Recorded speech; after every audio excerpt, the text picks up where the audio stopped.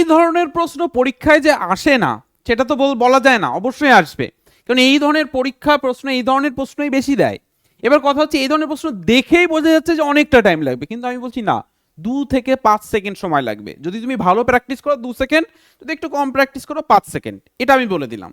এবার দেখো কি কেন এটা আমি বলছি, দেখো এই যে কোশ্চেন্সটা হচ্ছে একটা সিকোয়েন্স অনুযায়ী দিয়েছে। কেমন, যদি আমরা এটাকে ভেঙে দিই তাহলে কি আসছে দেখো, এটাকে যদি আমরা ভাঙি 3/2 আসছে, এটাকে যদি দেখো 2 নিচে আসছে, 2 কে 2 এর 3, এটাকে যদি ভাঙি তাহলে কি আসবে দেখো, মাঝে গুণ আছে, এটাকে ভাঙলে কত আসবে 4/3, দেন তারপরে ভাঙলে আমরা কত পাচ্ছি 5/4, এভাবে চলতে থাকবে। তাহলে এখানে কত আসবে 999,999/998। তারপরে একটা জিনিস লক্ষ্য করো যে ওপরেরটা বড় নিচেরটা ছোট, ওপরেরটা বড় নিচেরটা ছোট, ওপরেরটা বড় নিচেরটা ছোট, এইভাবে সিকোয়েন্স অনুযায়ী চলছে।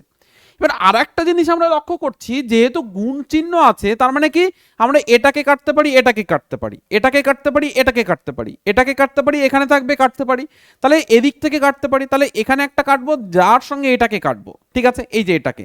এবার আমাদের পড়ে রয়েছে কি দেখো 2 আর 999, তাহলে এইটাকে যদি আমরা গুণ করে বসাই তাহলে কি আসবে 999/2, তাহলে চলে আসছে না আমাদের অ্যান্সার। তাহলে এর যে টেকনিকটা দেখে দিলাম, এবার কথা হচ্ছে অ্যান্সারটা কি আসছে, B is the right answer. তাহলে এরকম ট্রিক অ্যান্ড টেকনিকের জন্য অবশ্যই চ্যানেলকে ফলো বা সাবস্ক্রাইব করে নিতে একদমই ভুলো না, যাতে করে এই ধরনের কোশ্চেন 2 সেকেন্ডে তোমার হয়ে যায়, কোনো কোশ্চেনই যাতে তোমার পরীক্ষার হলে ভুল না হয়ে যায়।